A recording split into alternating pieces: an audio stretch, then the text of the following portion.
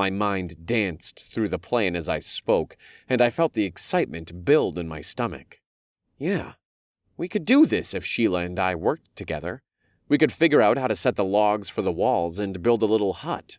While we build, we will need to gather fuel for the fire, resharpen the axes, hunt meat, gather fruits and berries, and retrieve lots of water. Sheila pointed out. Yeah, I agreed. Maybe we can make a second pot so we can both carry water? That'll cut down on trips to the river. I can also help you hunt and drag more meat back to the camp.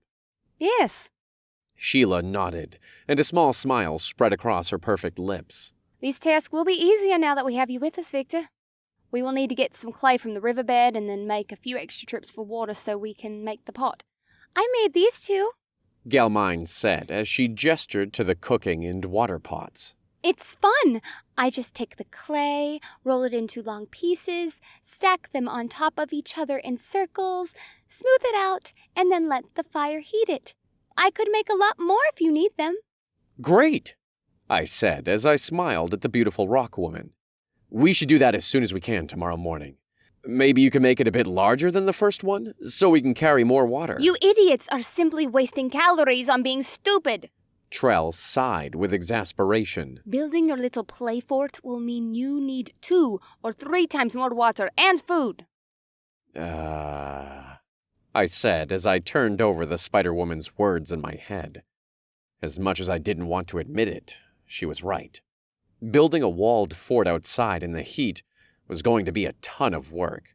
We'd probably each need a pot of water every hour, and we would need more than a few bites of food every day. Yeah, you're right, Trell, I replied with a sigh. You make a good point. But we have to do something. We can't stay here. We could really use your help with building or fetching water or anything. The dark-haired beauty seemed surprised by my admission, and her black eyes stared into mine for a few moments. I am Trell Idil Iria, Duchess of Family Iria. I don't do peasant work, male. She crossed her arms over her magnificent breasts and huffed. They are coming to rescue me. You should just occupy yourselves with bringing me ample food and drink. Then, when they come, I might find it in my heart to take you with me. But if your family doesn't come, you'll die when the orange birds arrive, or when the pterosaur tries to nest in here, I countered. Trell raspberried out of her pretty mouth. I feel like my brain cells die whenever I speak with this male. I must go rest now. She turned around and walked back into the darkness of the cave. My heart sank when she left, and I tried in vain to think of something I could say that would get her to want to help us. I'm sorry, I whispered to the other 2 women. I tried. Don't worry, Victor, Galmine said. Trell will come to like you, just as she likes both Sheila and I. We are both thankful that you are here. Thank you, I said. I think we can make this work. We are going to have to figure out how to move more water and food back here. We also need to figure out how to build the fort, but I know we can do it if we all work together. Sheila and I can do everything that requires leaving the cave, and Galmine can help us by making rope and pots. We can figure out how to make baskets and axes. The work will go faster once we get a few things done. I would love to help. Galmine smiled and brought her hands together to clap. I don't know how to make rope, or baskets, or axes, though. I know how to make cordage, Sheila said. I can teach you both. And I think I can figure out how to make a basket, I said as I suddenly remembered a YMCA summer camp class where we made multicolored baskets for our parents. I have also spent the last few minutes thinking about how to attach a stone to an axe handle. We can try it once we find an appropriate stone, handle, and have some cordage. Sheila couldn't hide behind her stoicism anymore, and her mouth split into a wide grin. Yes, I also think we can do this. Let us build a new camp. It is a good idea. Thank you, Victor. I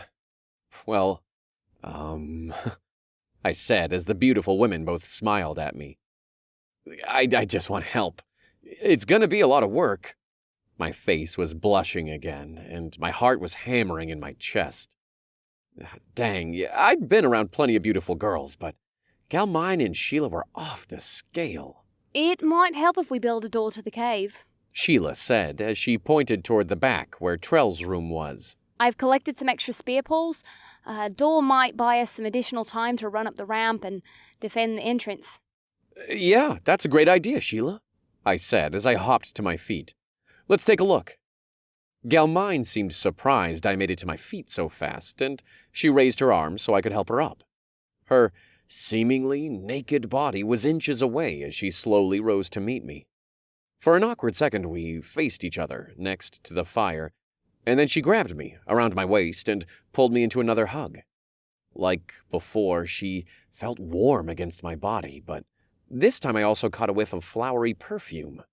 The scent made my head spin almost as much as the turtle soup had.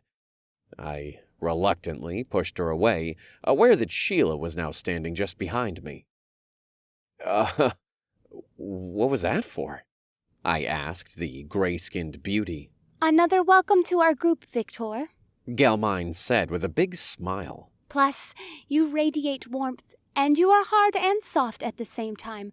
I find it comforting. Does my contact bother you?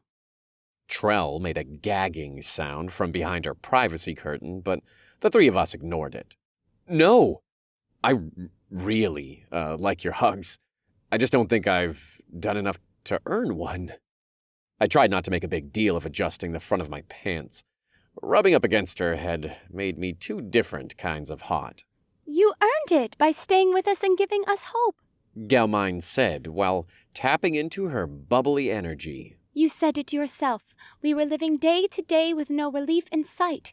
Sheila is wonderful with all her hunting, gathering, and survival skills. Trell is so clever, sassy, and beautiful. I love them both, and I'm sure you are going to help our little tribe with your own unique skills. Galmine's positivity was infectious. I almost wanted to take her back in my arms and hug her again, but she flashed a final smile and stepped away before I could make up my mind about it. I brought these narrow tree trunks in here when I first arrived and had a little more time and energy, Sheila said as we moved over to the poles. I used several to make my spears, but maybe we can also use what is left to fashion the door? Sheila tapped her foot against the nearest one, and I noticed her leather booties were surprisingly similar to my own work boots. And this is the primitive cutting tool I've been using. Sheila picked up a hand-sized dark gray rock from next to the pile and made some simulated chopping motions. It looked like the blade of a small hatchet, but the rock also had a little nub of a handle.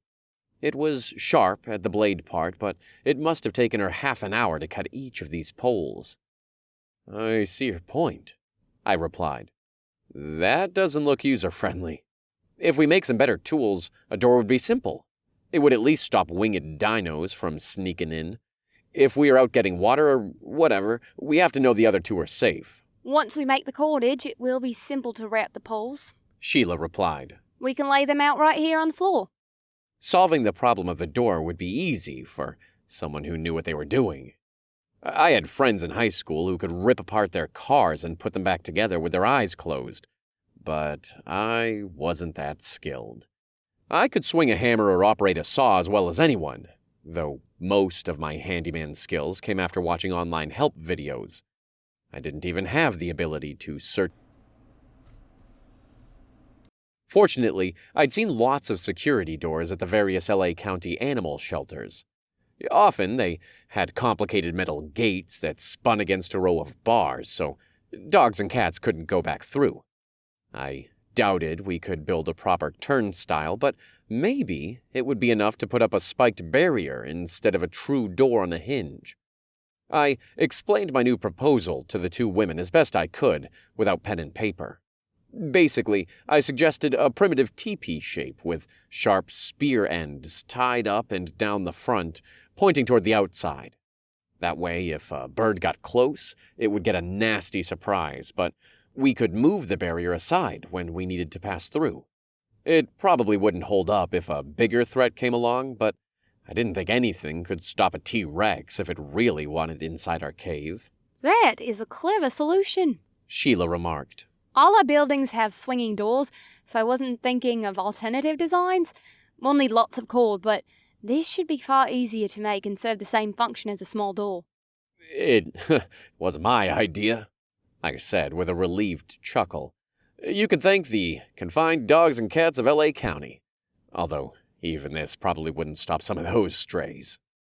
Our next issue was rope. We already had a bit of it in the cave, but we needed to make more, so I took a few steps closer to Trell's partition.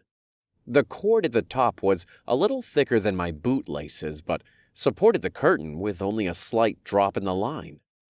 Trell must have been watching me approach her space because she violently yanked the partition aside as if to catch me in the act. Her hoop earrings swished from side to side, along with her dark flowing hair. Can I get a little privacy? Trell snapped. The Spider-Woman stood next to the half-open curtain with her claws on her curvy hips.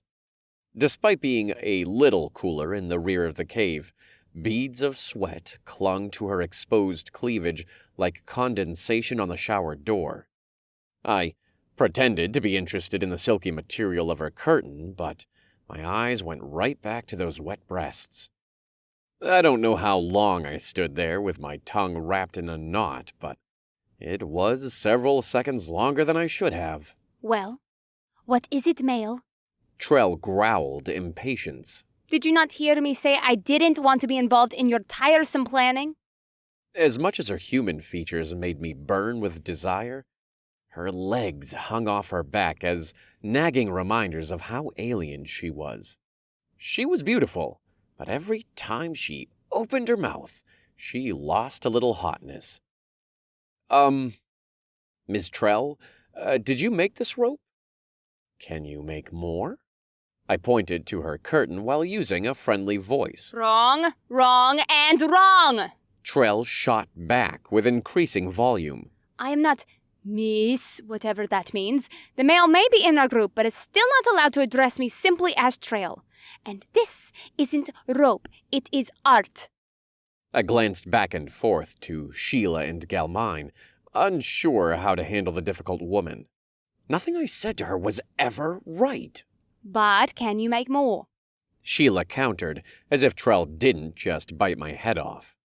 Trell glared at Sheila for a moment, but then softened her facial features. I can spin the most glorious silk dresses and cloaks as you can see, Trell said while swishing her hands down her soaked body to show off her delicate dress. Making garments should be my special skill, not something undignified like building useless structures. I made this twine for my divider by stringing some of Sheila's hideous leaves together. It is artwork for what it is, but why would I bother to make more of it? And the male, who refuses to use my full name, hasn't even thanked me for allowing him into my private chambers. He is so rude. It was clear we'd get nowhere with her. Thank you for allowing us to see into your private chambers. I mimicked her words as I backed toward the middle of the cave. I couldn't remember her full name and wasn't going to risk messing it up again. Trell yanked the curtain closed to dismiss me.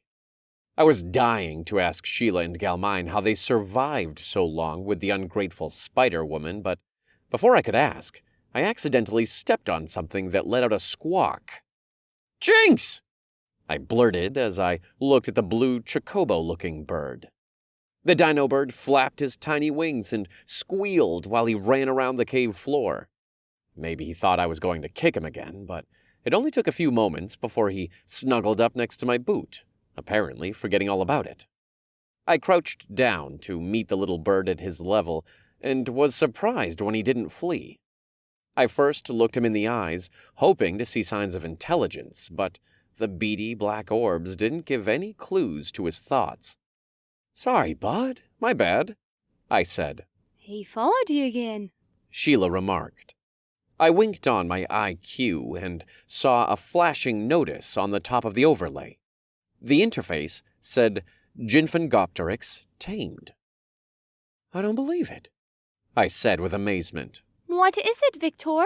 Galmine asked. Is it like the orange birds Sheila said were coming to attack us? No, this one's harmless, Galmine. I replied with a polite laugh. I tried to tame him earlier, but it didn't work. Maybe it takes some more time, or I have to be closer or something. The little guy's tamed now. This is awesome! I felt like I'd just unlocked a big piece of a puzzle, and relief flowed through me. However, as cool as it was, I couldn't really imagine what I was going to do with the little roadrunner dinosaur following me around. That's wonderful, Victor. I knew you would figure it out. I am so happy for you. Galmine rubbed her hand on my back. Jinx hopped about, but never strayed far from me. What exactly did tame even mean? Well, there was only one way to find out. Go over there, I ordered him while pointing to the back part of the cave. The dino-bird with the long blue tail walked where I instructed, but he diverted at the last second and ran under Trell's curtain. Your ugly bird is drinking from the disgusting puddle in the corner of my sanctuary. Trell huffed. Get it out of here before I wrap it up and eat it. She let out a squeak of surprise as Jinx flapped his wings back there. I would have found it cute if I didn't know it was Trell making the sound. I figured I'd use my connection to try to get Jinx out of Trell's space. I first tried to point the IQ toward the curtain and gesture for Jinx to come, but I couldn't really see him through Trell's partition, so he couldn't see me either. Next, I tried to call him without the IQ, but that didn't work. Can you please open your curtain? I asked Trell. I was unsure how to address her, so I left her name out of my request. She huffed, but the curtain opened about halfway, just enough so that I could see Jinx. Come to me, Jinx, I commanded in my professional talking-to-animals voice. My words brought him right out of Trell's area and almost into my arms. It's safe. I won't hurt you, I added. Jinx allowed himself to be picked up. I expected him to be light, like a bird, but he had a little heft. He weighed about as much as a small house cat, which is what I'd expect if he was more of a feathered lizard than a modern bird. I brought him up to my face, and we regarded each other while Sheila and Galmine watched. I'll take good care of you, I said, echoing many similar statements I'd made to animals I'd cared for over the years. Only this time I couldn't place him in a protective cage until I found him a good home. He and I already shared the same cage. Great! We have another mouth to feed, Trell said with her trademark sneer. If you could tame something useful, it might be a skill with some potential, but taming birds is good for absolutely nothing. He is so cute. Can I hold him? Galmine asked, almost begging. I heard Trell huff, and I laughed to myself. Galmine seemed to be kryptonite to Trell's superhuman efforts to be mean. It totally fit, since she kind of looked like she was made of granite. I honestly didn't know if Jinx would let me hand him to someone else, so I mentally assured the bird he would be safe in the hands of my new friend. Then I gently held him until he was right on top of Galmine's outstretched hands. Once I dropped him, he sat in her gray fingers and began cooing quietly. Yay! It likes me, Galmine said as she gently ran her hands over Jinx's blue coat. The cooing sound grew as she caressed it, and she let out a small giggle. Her fingers were actually disturbing the feathers enough for me to see that he had an undercoat of white down beneath the blue outer coat. He really was a handsome-looking dinosaur. I think everyone likes you, Galmine, I said, without really thinking. She looked at me with puppy dog eyes. Oh, Victor, that is so nice of you to say. I know this world is harsh and dangerous, but I'm so glad I met Trell, Sheila, and now you. Galmine beamed a smile at me before looking at the bird. And you too, Jinx. Hello. We stood there for a few moments before my thoughts soured and returned to our numerous problems. I'd made myself out to be a great planner, and I'd have to deliver. The lingering smells of the turtle soup reminded me of my hunger and the need to hunt. The pot of water meant another trip to the stream tomorrow so we could get more clay. And I couldn't forget numerous birds were coming to claim our temporary home. We had a door to figure out, and building a walled fort would be even more daunting. But all that began tomorrow. Right now, the daylight from outside was nearly gone, and I had to fight my eyelids to stay awake. "So, I think we know where to start," I said as I looked at the two women. "Tomorrow we'll have to get some clay, water, and ferns to make cordage. What do you think, Sheila?" Yes. She answered. We will also need to hunt for more firewood and food. "Yeah, and we need to build some axes," I went on as the pieces fell into place. Build axes, build the door, cut down trees, then the fort." I will have to teach you both how to make the cordage. Sheila added, sounding as tired as I felt. "Oof, it never ends, does it?" I asked. Not if we want to do more than barely survive here, as you said. Sheila replied. That's exactly what we need to do. Survive until we're picked up. Trell exclaimed from her nook. Sheila shook her head in clear disagreement with Trell. I just want to get out of here. Trell began, sounding defeated. I'm not going to live forever. And where am I? In hell! This cave stinks! The forest floor is essentially made of poop and dead things. Proper beauty sleep is impossible. I'm eating little bowl-shaped creatures like a commoner. And worst of all, I have to listen to a lowly male get himself voted into our cave and talk endlessly about planning and doing chores. Ugh! This is terrible. I want to go home. Trell didn't speak again for a few moments, and I shared a confused look with Sheila and Galmine. Oh, and everything in this lousy place is sharp! Like this! Trell's arm popped out from the side of her curtain, and she tossed a rock that came to rest near Galmine's feet. The stone-skinned woman picked up the stone, and her emerald eyes opened with surprise. She handed it to Sheila, who held it out above the firelight. It was made of the same gray rock as the rest of the cave, but it was naturally contoured like a simple axe head wedge. All we'd need to do is find a way to put the rock on a handle and sharpen it. Are you helping? Sheila asked Trell with uncontained surprise. Helping? What? No! Trell interjected. I care even less than I did before. The rock was bothering me in my private chamber, and I wanted it gone. "Thank you for giving it to us," I said to Trell, still conflicted on whether I should use her name. I would never do anything for you, male, Trell replied. As I said, I hate this place, and you, and that rock. So there. "I'm sorry you hate me," I said with a sigh. I waited for her sarcastic reply, but she surprised me by saying nothing more. She just remained behind her curtain, leaving the rest of us to gather around the fire. We sat down, and I swayed under the flame's calming spell. Please, rest now, Victor. Sheila said. I will keep watch until it is time to wake Galmine for her shift. She and I take turns. I was tempted to curl up around the fire and go to sleep, but we all probably felt the same way. My new friends honored me by voting me into their group, and I needed to share the load equally with them. I wanted to prove I could hang with the tough blonde, but I was also driven to convince the more difficult Spider-Woman she had me all wrong.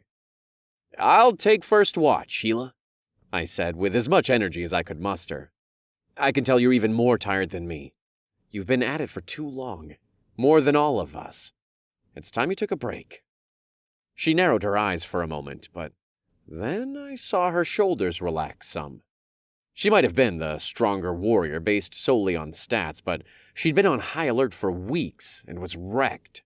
If she had a rating for fatigue, it would be maxed out right now. Are you sure?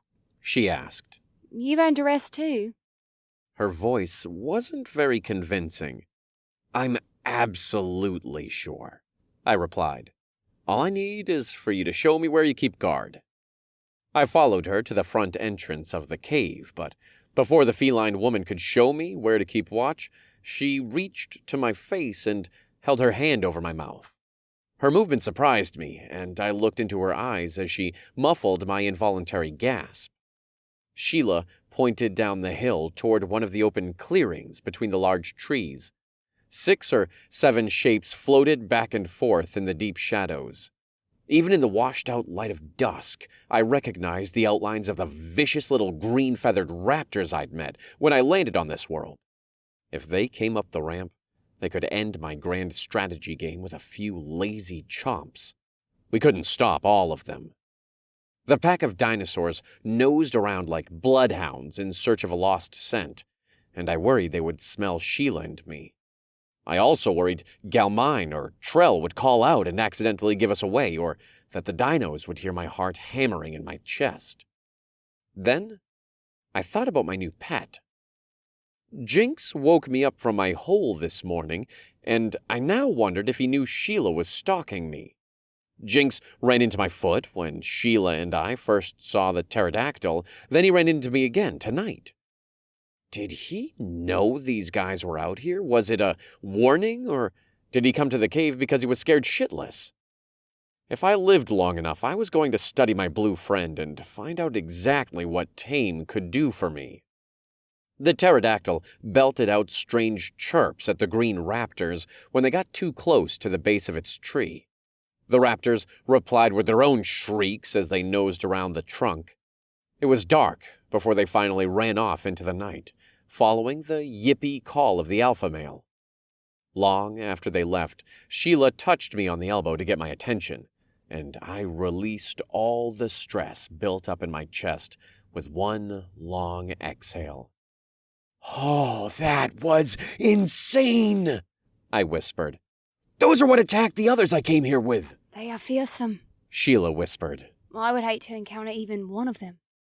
I considered the implications of why they had come. "Are they looking for me?" I asked with disappointment. There is nothing to be done about it. This confirms that we need a wall around our camp. Your plan is good. We will follow it and adjust when there are new threats. Sheila touched my shoulder, and I instantly felt a little better. Do you still want to take first shift? She added with a wry smile. More than ever. I was totally serious. If I wanted to stay alive and help protect my new friends, I had to be willing to volunteer for it all. I needed to learn from Sheila and Galmine so I could improve upon their methods. They, in turn, would improve upon mine. No one could pass the buck. Living in a world of dinosaurs was going to take every ounce of self-discipline and intelligence. We had a big day tomorrow, and if I wanted us to have the best chance of surviving, I was going to have to make sure our best warrior got a restful night of sleep. Especially since the voice in the back of my mind told me that those green dinosaurs would be back.